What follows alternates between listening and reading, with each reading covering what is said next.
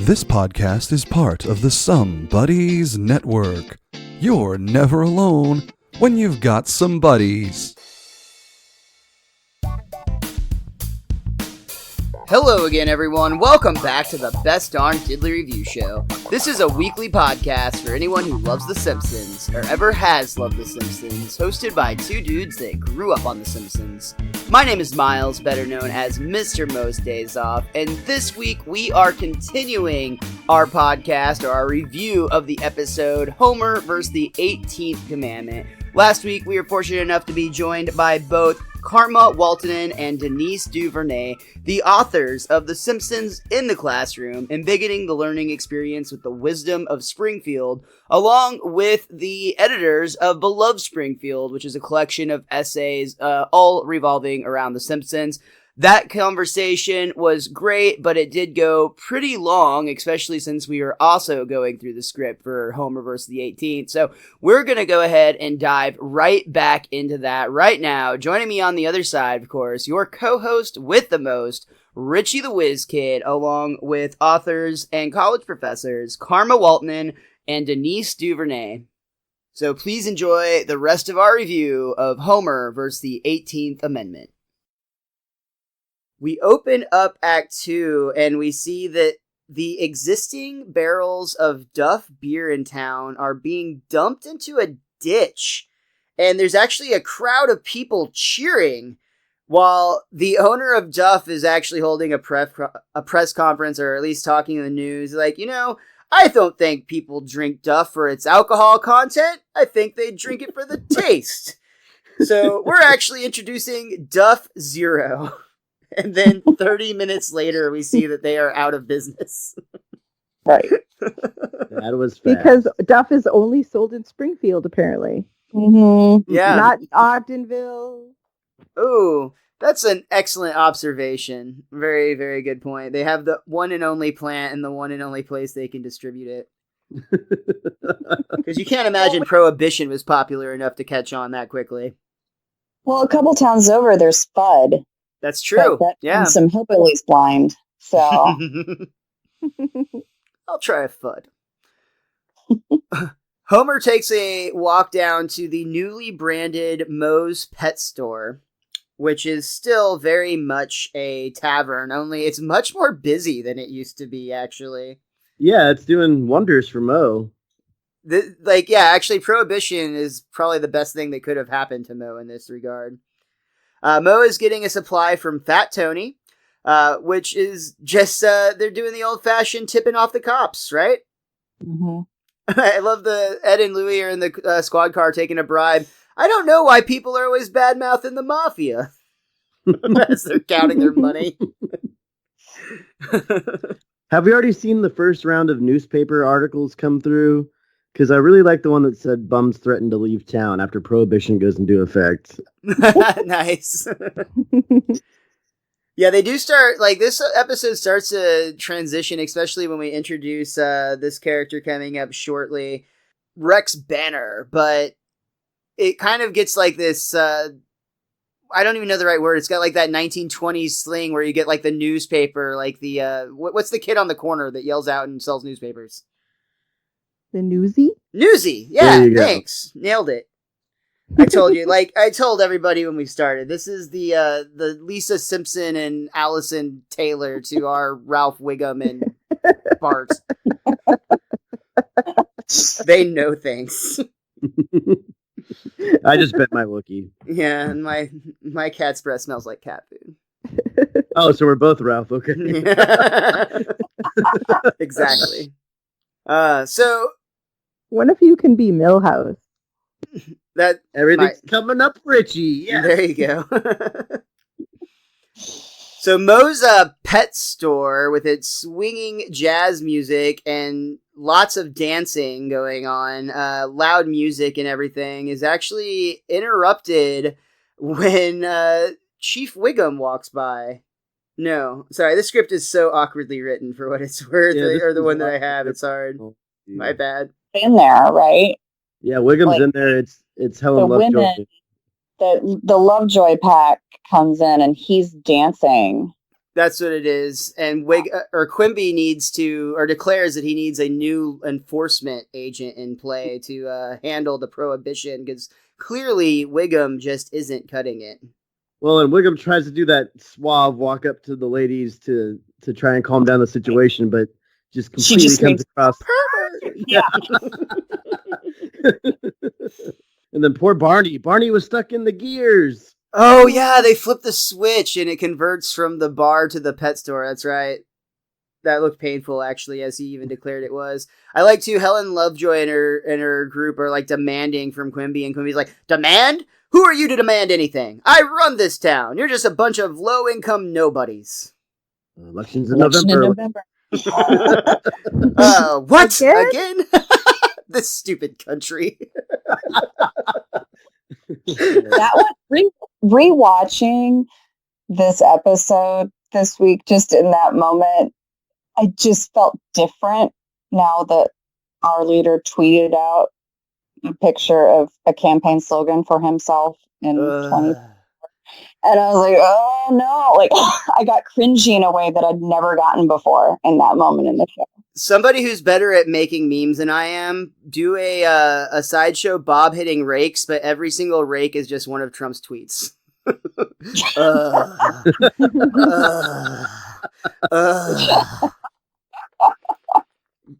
Please, somebody with that ability, make that happen. We'd really appreciate That'd it. That'd be great. This is where we get kind of like a narration coming in. It's got like that old time, like, I keep wanting to say noir, but I don't feel like that's right. But with rum running hoodlums and I got it. It's from like the Batman serials, like that 1960s I feel like you're thinking show. Dick Tracy or something. Like, it's like I get the voice. It's like, tune in next week, same bat time, same bat channel, like that type of vibe. Is Springfield.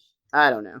With rum running hoodlums and the catbird seat, Springfield sent for the one man who could clean up the town and shoot the gangsters, Rex Banner. And we're introduced to a character that is very much a parody of the film The Untouchables, specifically the character Elliot Ness. Basically, the whole rest of this episode is loosely parodying the movie The Untouchables, but of course with the Simpsons twist. Karma, does this happen to be one of the movies that you've touched on in your class? I haven't actually. In my film class, I do a lot of monster movies. Oh, cool. I love horror, so that's cool. The more gangstery movies. Right but The Untouchables is a great film. Right on. You said mobster. I thought you said monster, and I got really excited. Oh, I thought you did too. Yeah. Monsters. Yeah, Alien and Let the Right One In, and yeah. Right on. A lot of what I do. Very cool. So this is a much different character than Wiggum. He is a no-nonsense, very to-the-book sort of type. And in fact, as soon as he walks into the police station, immediately he's getting the three officers, Lou, Eddie, and Unknown, to whip them into shape. And then he looks over at Wiggum and is basically like, oh, I guess there's not really a purpose for you. You're suspended indefinitely. Aww. Well, what are you waiting for? Somebody to kiss you goodbye? No. So sweet enough. Poor Wiggum. Wiggum, it is actually really sad for Wiggum in that moment, because you can tell he actually did, like, he's like, well, kind of. And as we'll see in this episode, not being a cop does not suit him well. He pretty quickly falls down the ladder of life. Mm-hmm. Rex Banner. The same way that Homer goes and just crazy when he loses Marge and has to live in the treehouse, right? That in basically less than 24 hours, he's in tattered rags. He's a completely broken man. Like, yeah, within moments. Absolutely. That gets stuck on the corners of coffee tables. So Rex is absolutely wasting no time. He is going to sniff out these bootleggers and find out how to get rid of all of the alcohol in town. He starts setting up like road traps or stops, I guess, but he doesn't, I guess, put any signs up because it immediately just causes a huge traffic pile up, like a huge car wreck. Because they just built like a concrete wall in the middle of the highway. It looked like it was like the main road, yeah. Yeah. Mhm. And he's very pleased with himself. Rex actually watches the other cops shoot holes into beer barrels to make sure that they're completely empty. And Fat Tony actually has a little fun encounter with Rex here. How do you know you don't like bribes if you've never taken one? Here. And he actually hands some cash over. And Rex does feel it for a second, right? Yeah, he does. This is nice. You know, he resists temptation ultimately, but he does admit it feels good in his hand. No bribes. Okay, you win. From now on, we'll stick to smuggling heroin. See that you do. So this is kind of extreme, but I do really like the parallel that I feel like this connects. Since you talked about aluminum straws, I'll talk about legalizing weed. I think that it's funny that alcohol and prohibition in general, like just like the history through prohibition obviously failed in real life. I believe that pot prohibition is just Prohibition 2.0, or the war on drugs rather is Prohibition 2.0. And I just think that the Simpsons writers are hella smart, and I really love reading their scripts sometimes because they make a lot of fun or parallels to social issues in just really cool ways. That is all. That's my soapbox. Stepping down now. 20 years ahead of their time. Yeah, 100%. Or we're just 20 years behind our own time. Also likely. So they're actually starting to feel the effects of prohibition now, specifically Homer without beer, and Moe as well. In fact, I think Moe is even the one that says, I thought prohibition was, or it was Homer. I thought prohibition was a good thing. People were drinking more, having a lot more fun, but without beer, prohibition just doesn't work. So Wiggum happens to be walking by the Simpsons home, and he's just in such a bad place. He actually leans in the kitchen window and is just like, is there anyone in here I can arrest for anything? No, sorry. He breaks down, like, telling Marge that basically with no alcohol and crime gone because of Rex, he just has nothing to do. But Homer's refusal to give up beer makes Wiggum wonder if Homer has a plan, and Homer has the classic, maybe I do, Chief. Maybe I do. And see, that kind of makes it seem like he's going to have a plan that, like, Wiggum is in on. Right. But no, he's just going to do it by himself. And immediately goes running to Bar. Come on, boy, think of a plan. I'm trying, Dad. I love how Bart is upside down in that scene. Yeah. It helps him think. You're right. Like, that, because there is that myth, right? That if more blood is going to your head, somehow you're going to be able to think better. Of course, yeah, that's just science. But sometimes Bart just likes to sit upside down while watching TV. You know, he does. He's inverted fairly often, just casually. It's weird. And he's a lot smarter than people give him credit for, so maybe it's working. He's very clever. Not necessarily traditionally smart all the time, but yeah, he's definitely a sharp tool. Well, I didn't mean that in a negative way. Prank, like the prank he pulls in the teacher's parking lot, where he repaints it so that all the spaces are too small. Like that's not a dumb kid. No, I mean there's a lot involved in that. Even like just like the amount that he would have had to go through to repaint the weather balloon with like Skinner. I mean, like that took skill. That wasn't just like, oh, I could just pull this off because I casually thought of it. That took planning. Right, and he can write really clearly on his own butt. That's true too. Yeah. Strong penmanship. He learns how to call in the coordinates for his comet. Yeah. He's an intelligent fellow. So you're saying the public school system screwed him over?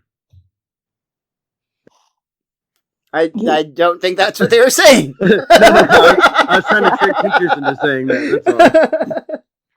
That's all. At least Springfield Elementary maybe not stimulating him enough. That could be. For now, we see Kent Brockman reporting at the now closed Duff bottling plant, where a mysterious person in black keeps a solitary vigil. And it's very clearly Barney. It's very sad that Duff is closed. He's in silhouette here, but he's leaving flowers on the gates of the plant, and he gives his signature belch. But it's okay. Homer has a plan. He tells Marge that him and Bart are going out. If they don't come back, avenge our deaths.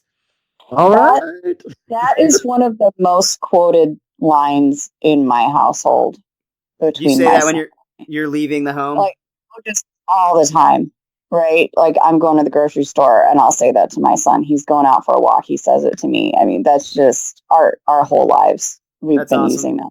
So is your son a fan of The Simpsons, or is it like the ultimate protest of parenthood for him to be like, oh, my mom teaches that, I refuse to watch? Oh, no, he's been raised right.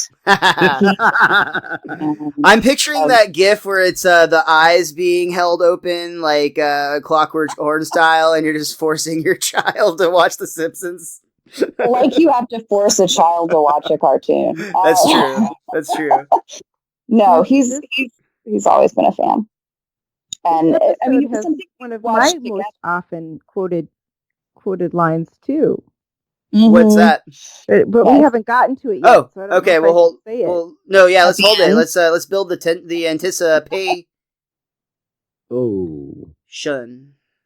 My favorite part about that line though from Homer is Marge's immediate response of "All right," like, cool, yeah, I got you. Yeah, that's what really makes it funny to me is her response. Right, she goes with it, like, yeah, like it's a totally normal occurrence. like in Summer of 4'2", when she's like, "I don't know what you have planned for tonight, Homer, but count me out." My other one is one time when Homer's like, blow up the hospital, and she's like, "I said I'd do anything." Like that. Right. Those Marge are really So funny. I guess I'll do it. Yeah.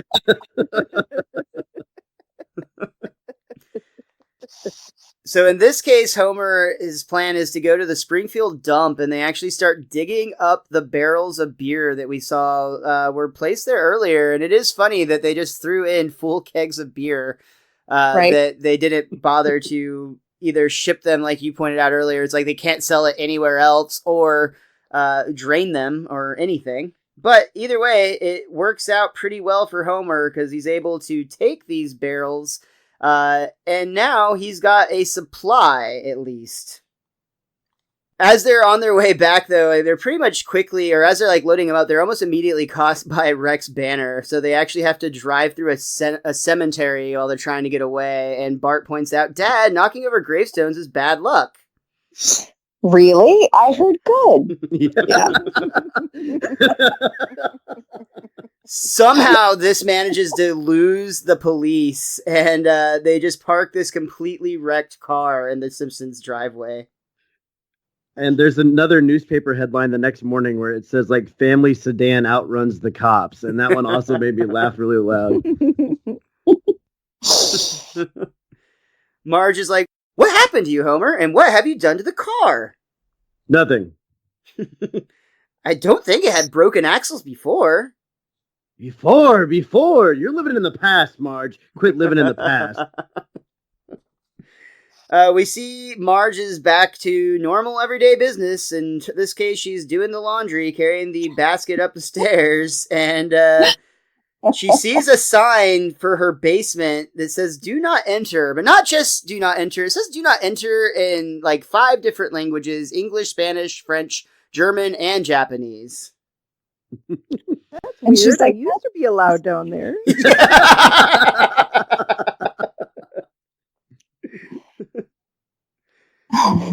Once again, we see Homer leave the house. This time he's got a lot of bowling balls, and he just yells out, "Gone bowling, not back, avenge death." Why do you have so many bowling balls? I'm not gonna lie to you, Marge. So long. That's one of his great moments. Mm-hmm. It's one of his more honest moments, really.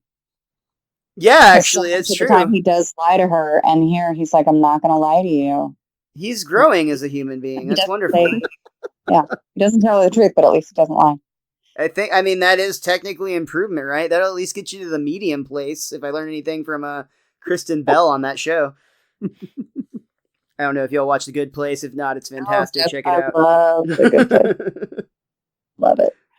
I just finished season 3, but we're talking about The Simpsons, so we'll get back to that. We see at the Bowl-O-Rama that Bart and Homer are definitely up to something, because Homer is very obviously throwing the game by throwing gutter balls, and Bart's even kind of in this super insincere voice. Another gutter ball. Gee, Homer, you sure do suck tonight. Yeah, suck like a fox. Crazy like a fox. I love that so much. It's just a good little callback for Homer's one of his signature lines. We see gutter ball after gutter ball, but we actually start to notice there's a cork jamming up the finger holes or the thumb holes or whatever, and we see that the bowling balls are not actually going into the area with the rest of the bowling balls. They're hitting this intricate series of ramps and tunnels, and they're ending up at Moe's, where apparently one bowling ball will pour exactly 1 beer's worth of beer, which they can sell for $45. The part I find odd about this is if they're doing this at the Bowl-O-Rama, that means that wouldn't Barney's uncle be in on this whole scheme? They'd have to be paying him off, right? Yeah, and it's probably because Barney talked to him about it, and he's still charging Barney $45 for a beer. So that means $45 is the friends and family rate. Think about how much the schmo next to him is paying. Exactly. And they can't be very cold. No. And they have at least one of Homer's fingers has been jammed in them. Well, let's not forget Homer was the best employee that had ever worked at Barney's Bowl-O-Rama. That's He true. was. Oh, maybe there's a back door without having to let Barney in on it. Maybe so. Nice callback. That's great.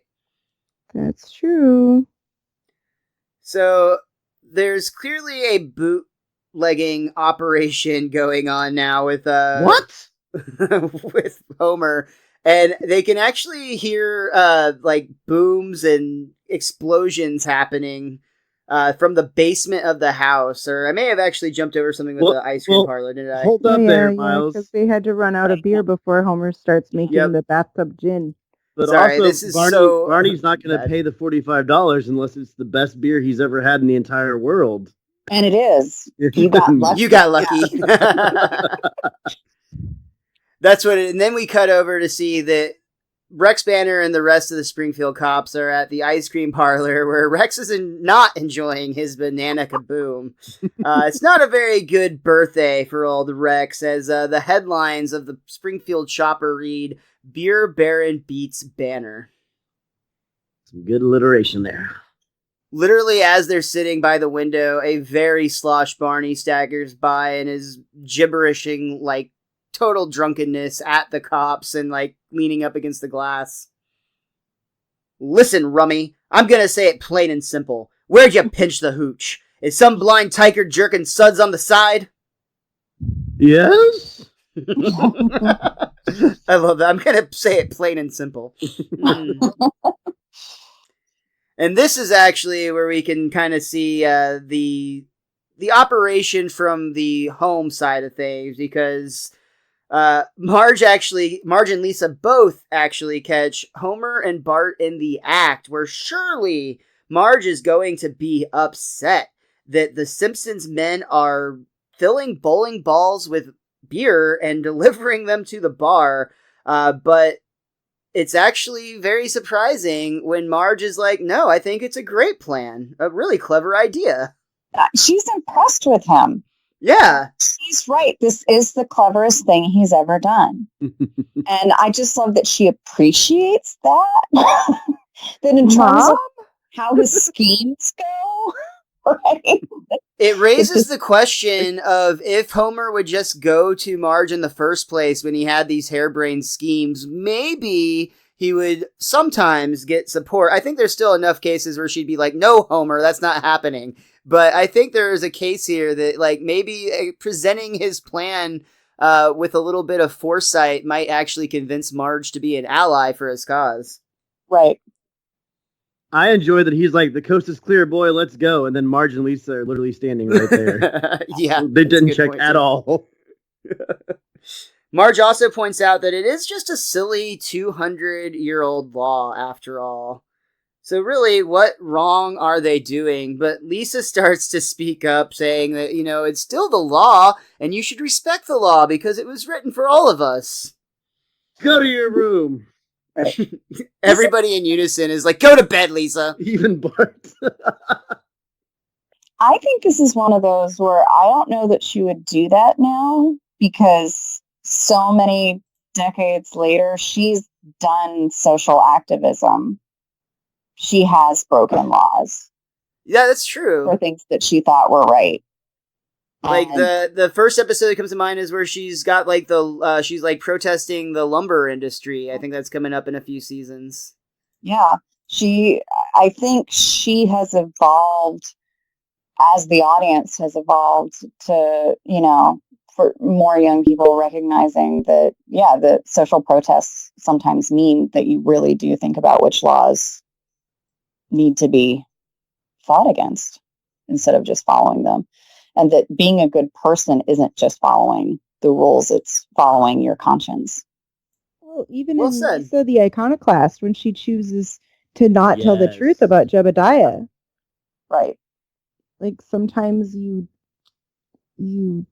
don't, sometimes you just have to make a judgment call.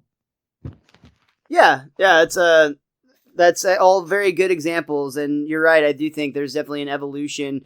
Maybe with Lisa a lot more than some of the I know people say Homer transitioned, and there's the popular jerk ass Homer thing, which I haven't seen yet for what it's worth personally, but with Lisa, she actually does change quite a bit, especially throughout now 3 decades of the show. But she's always an 8-year-old girl. That plays onto what we talk about with the writers sometimes too, about like, I definitely think she's a reflection of the audience, and she speaks for the audience because she gets to say the things that we're all thinking. So Yeah, I think she speaks for the writers, but in this case, like, yeah, same concept. Yeah, she'd still sell out anyone for a pony. who wouldn't? Right? We cut back to Moe's pet shop, where there's another night of swinging jazz music, lots of dancing, and clearly a lot of alcohol. But a knock at the door is greeted with Rex Banner and his cops in hand or in tow, and everybody just puts their beer. Oh no, that was I hate this script so much. It's not written in the same format that we usually have. I apologize. This time, Rex Banner just marches through the door with his police, and immediately you can see that Moe tries to hit the switch again to make it the pet store instead of the bar, but everybody is actually holding a beer, so he kind of motions for him to hide it behind them. This is a pet shop, eh? Well, I just have one question. What kind of pet shop is filled with rambunctious yahoos and hot jazz music at 1 a.m.? The best darn pet shop in town. Yeah! And everyone clinks their glasses.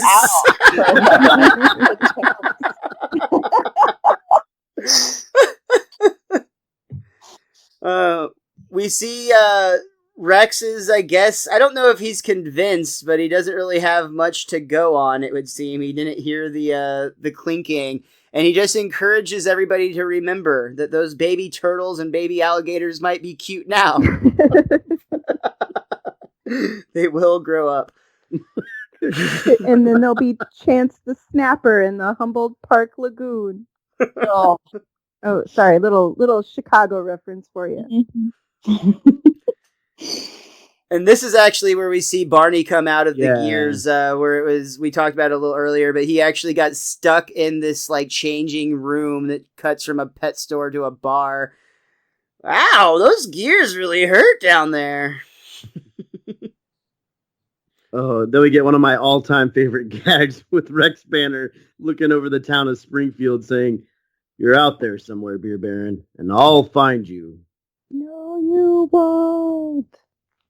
Yes, I will. Won't. And that moment, that interaction between Homer, or I guess as Rex Banner knows him, the Beer Baron, that actually brings us to the end of our second act. And once again, as we open our third act, we've got another kind of old-timey narrative going on. The elusive Beer Baron continues to thumb his nostrils at authorities. And we see Homer swaggering around in his brand new hat, and he's almost got like the transition just a little bit on a very minor scale. I see the Heisenberg from Breaking Bad, where he's kind of fully falling into that new persona. I had that feeling with all the signs on the door a few scenes ago, too. That's just me, though, I guess. Which signs? The do not enter signs going into the basement. Oh, the ones in all the... Oh, gotcha. Yeah, how there's like the secrecy from Marge, very much like he was keeping it from the family. Yeah, I could see that. I see where Breaking Bad got their ideas from. Simpsons did it, as always. So, Homer, who is now, again, known as the Beer Baron, is actually watching over Bart, but they have no more beer, so they're out of business. Mo is reporting that their customers are sobering up and they've got to figure something out. So Homer's like, turpentine or caulk? Find it, buy it, make it, I don't care. Just give me some booze and fast. So Homer decides he's going to make it. And he heads on down. Yeah, in one day, that's right. Even though we'll have some 12-year-old scotch brewing. At the houseware warehouse, Homer is asking for 42 bathtubs specifically, even though he has a deal going on, 50 for $3,000. Homer insists. I said 42. I mean, Miles, he's the man after your own heart there. Right. Well, their basement, which is gigantic. That's true. If it can only fit 42, it can only fit 42. And then what would you do with 8 extra bathtubs? So maybe it's the right decision. It's a fair point. I just know, Miles, you're one of those people with sales where if you're buying more, that means you're paying more. So, and 42 is the answer to the secret of life, right? That's what I was going to say too. Is. Yeah, I was going to say that Homer is just he knows that's the answer. And that's how old Elvis was when he died. Oh, was it? I didn't know that one. Pretty sure. So we see in the basement, though, like you said, I mean, it's just bathtubs everywhere. And they all, almost like a home garden, they all have little, like, signs in them. And like I said, some of them are just like beer and whiskey or whatever. But one of them says 12-year-old scotch. And that gets me every single time. That you can just brew that or make that in a distillery, whatever. Yeah. Is this where we also see that the machine actually blows up and he's just like, ooh, that was a close one? Well, first he hits a bowling ball to go to Moe's, and that's when he tries to figure out who it goes to when he asks, who wants a bathtub mint julep? Oh, yeah, that's right. There's 3 Southern guys, yeah. 3 Colonel Sanders are over there wanting some. Ooh, I do. And my line is coming. Hey! Oh, we're almost there. Let's see. We have an encounter with Rex Banner, once again, Lou and Eddie, as they're walking on the sidewalk. They see Ned Flanders, who's talking in his normally diddly Italy sort of way, and Banner's immediately like, are you the Beer Baron? Well, if you're talking about root beer, I plead guilt diddly Italy as a char diddly arge. He's not the Baron, but he sounds drunk. Take him in. We see a comic book also walks by, and Banner even begins to interrogate him. Are you the Beer Baron? Yes, but only by night. By day, I'm a mild-mannered reporter for a major metropolitan newspaper. Don't crack wise with me, Tubby. Tubby. Oh, yes. Tubby. Is that the line? No, but it's a good one. You said it with such enthusiasm. It is a good one, though. So, as Rex is busy harassing comic book guy, Homer and Bart nonchalantly stroll by with all of the booze ingredients in a wagon. How's it going, Banner? Yeah, even stops, right? Even talks to him. Back at the Simpsons home, this is where we see that Homer and Bart are making more booze, and one of the distills actually explodes. Marge comes rushing down. What on earth happened down here? One of the It must stills, have been that bean I had for dinner.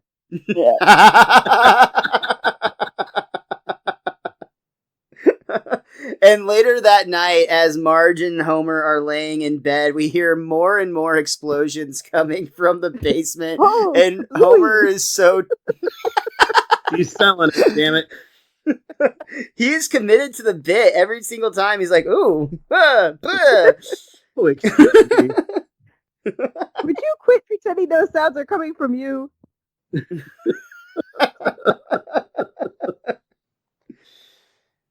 So Homer is still trying to play it off as if everything's fine, even to the point when we hear screaming and Marge goes outside to see Homer is fully in flames, trying to roll around in the front yard. I thought about what you said, honey, and I've decided to quit. We see Homer walking down the street with all of his money that he's made, and a lot of his money he's made, I should say, and a very run-down Chief Wiggum steps out in front of him. He's wearing like a torn pajama suit. He's got a triggerless gun, and because he had to sell the trigger and most of the handle to feed his family, but he's still threatening to throw the gun at Homer if he doesn't give in and give Homer the money. Poor Wiggum. Poor. But once again, Homer has another plan. This time, it's to get Wiggum his job back and maybe get rid of Rex Banner by making Wiggum look better in front of Banner, better than Banner in front of the town.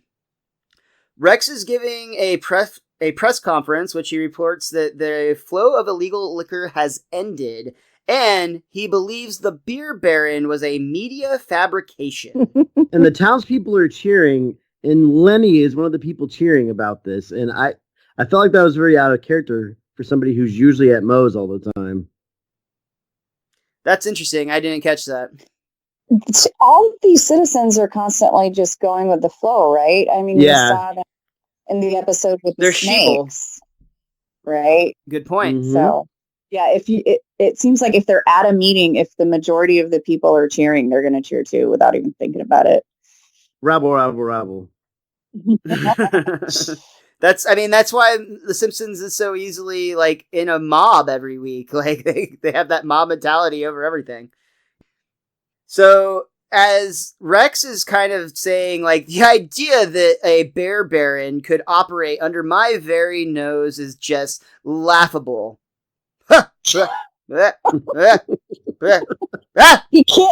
Well, you all know what laughter sounds like, don't you? Good voice acting right there.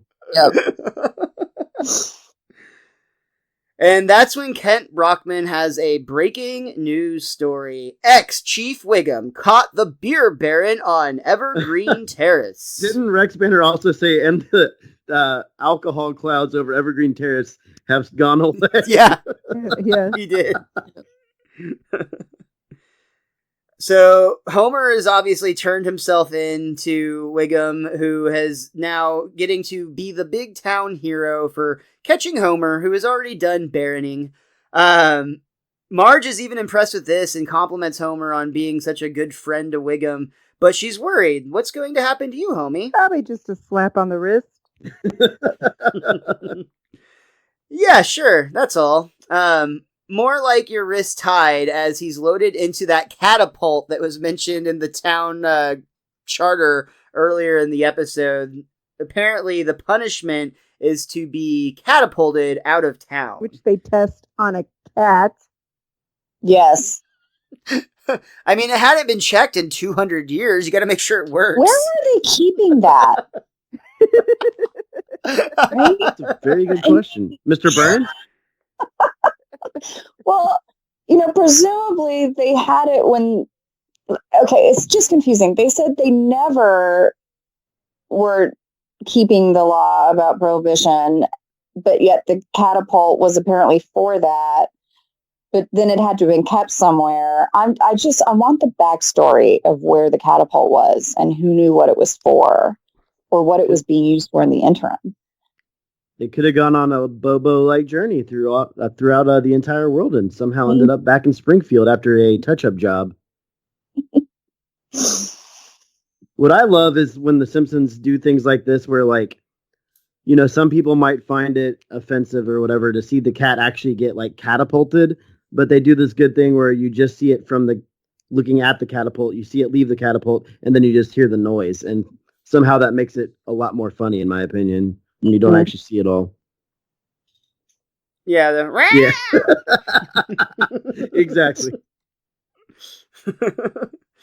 So, as Homer's being, like, loaded into this catapult, he glares at Wiggum. Last time I helped you. Sorry, I thought you'd get like 3 to 4 years jail tops. Tops. Yeah.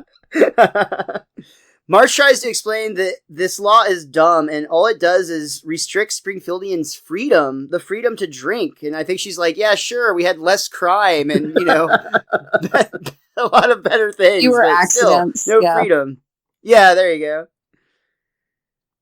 Rex argues, though, you cannot choose which laws you obey, and as he's making his argument, he kind of goes into soapbox mode, and he actually ends up walking over the catapult itself as he's delivering this speech, and Chief Wiggum just casually looks over at him. Send him back to Mama. Woo! And Rex Banner gets flung out of Springfield. And apparently this entire thing was completely pointless because it turns out that the rest of the parchment said that law that was made 200 years ago, prohibition, was repealed 199 years ago. Meaning that Homer did nothing wrong and he's released. And he's actually asked, how long do you think it would take you to flood this town with booze again? But Homer has to apologize as he's not in that business anymore. Fortunately, though, Fat Tony still is. 4 minutes. So 5 minutes later, everyone in town is back to how he started, absolutely drunk. And one last bit of narration. And so, one town's brief flirtation with prohibition ended in a joyous remarriage to Lady Liquor. Congratulations, Springfield. We wish you the very best. And Homer stands on top of a hill of beer kegs and calls for a toast. One of the most iconic lines in the show's history, or arguably one that's been printed on more beer memorabilia and merchandise than any other. I have it on a t-shirt. I wouldn't doubt it. Yeah, I bet it's on a lot of merchandise. I have it on a beer mug that someone just gave me, like for my birthday or Valentine's Day or something. Or for Rex Banner's birthday? Were you celebrating that? Of course, Homer proudly declares, to alcohol, the cause of and solution to all of life's problems. A beautiful sentiment to end the third act and to end the episode. Homer versus the 18th Amendment. First and foremost, once again, Denise and Karma, thank you both so much for joining us on this podcast. I hope you guys had a good time talking about The Simpsons with us. We had a great time chatting with The Simpsons chatting about The Simpsons with you. We also talked with The Simpsons about you, though. No offense. Is there anything else that either of you would like to add about either this episode or just The Simpsons in general? It's one of my favorite things in the world. Sometimes I wish I could go back to very, very young Karma and say, this thing is going to become this major part of your life. It's surprising. and fun way. Like sometimes when I am talking to my students about how they really need to try to find a job they love, and I tell them, I'm like, sometimes it's my job to like get interviewed about The Simpsons. That's my job that day. That's work. And it's amazing. That's pretty rad. I mean, it's incredibly lucky. I love that my life has come full circle in this way. And I'm impressed that both of you have your own Simpsons wiki page, if you weren't aware. We do? You both have your own individual Simpsons wiki pages, and I'm honestly jelly as hell. I didn't know that. Well, I know what I'm going to look up as soon as we get off.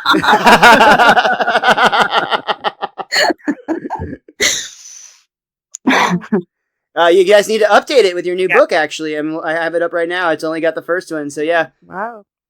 Denise, was there anything else that you wanted to add to that? Or Karma, if you may not have been done either, sorry. I was done, and yeah. Denise, what do you want? I don't know who actually does the Simpsons wiki, but I did know that that our book was in there. I didn't know that we individually were in there, so that's cool. Awesome. Yeah, you've been Simpsonsized, and you've got a little bio and your credits and some links to your Twitter accounts. Awesome. Yeah, well, we very fun. Yeah, I feel the same way about Karma. I feel blessed. No, I'm just kidding. Yeah. Hashtag. Yeah, I love. I met you guys, Karma, and I have met Simpsons writers and other people through Twitter. So even if Twitter can sometimes be evil, we are so appreciative for the magic of social media.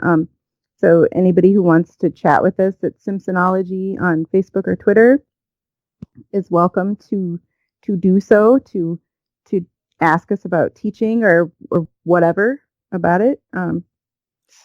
Yeah. And go ahead and plug both of your books real quick, and anything else you want to plug for that matter. The Simpsons in the Classroom, Embiggening the Learning Experience with the Wisdom of Springfield from 2010. That's funny. I don't remember hearing that word before I read this book. It's a perfectly cromulent.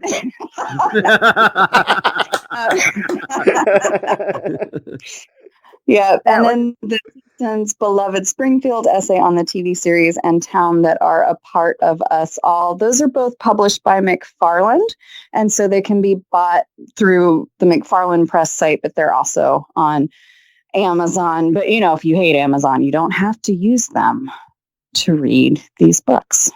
Yeah, they're on all of the major online places. Yeah. I discovered that Target also will do it, Barnes & Noble, all of the major online places where you can order books.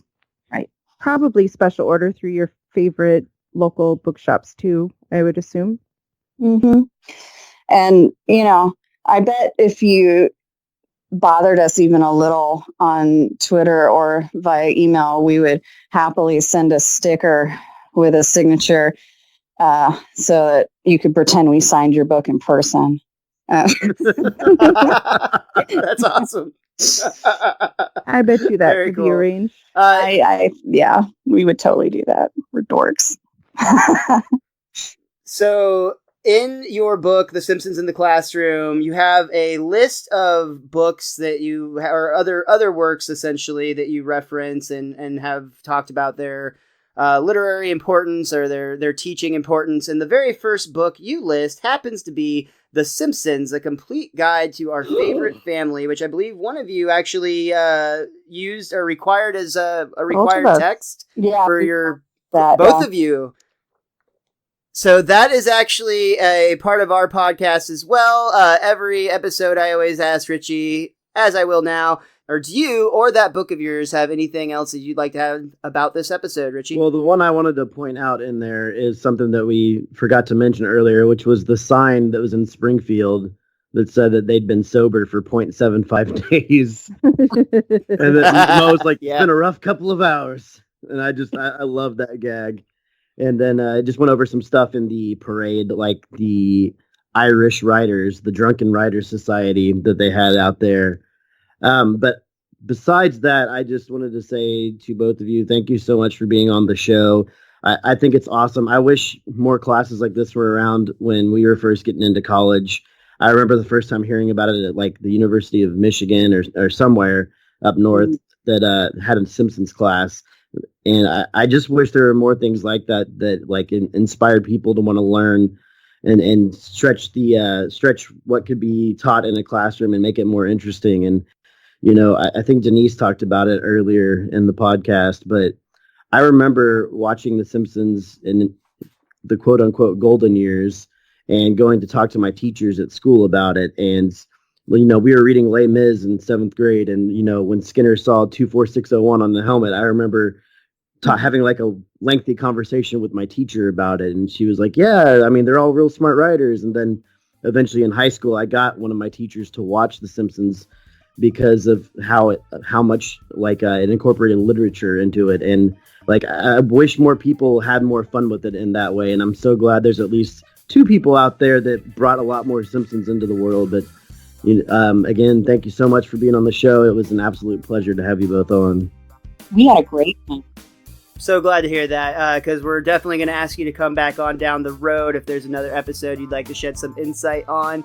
For now, though, again, thank you both so much. Carmen Waltonen and Denise Duvernay. Check out their books. Follow them at Simpsonology on Twitter and on Facebook. You can also follow Richie the Whiz Kid at theWhiz_Kid23, and I am at Mr. Most Days Off. More importantly than both of us, follow Best Darn Diddly, and we spell it Diddly, though I understand there's an essay that you could read to see if we are, or which side you fall. I don't even think at this point you can say a right or wrong. There's just a divide in the how do you spell diddly world. But either way, thank you so much for listening to this week's podcast. Please come back again next week. Richie and I are going to be reviewing Grade School Confidential. If we don't come back, avenge our deaths.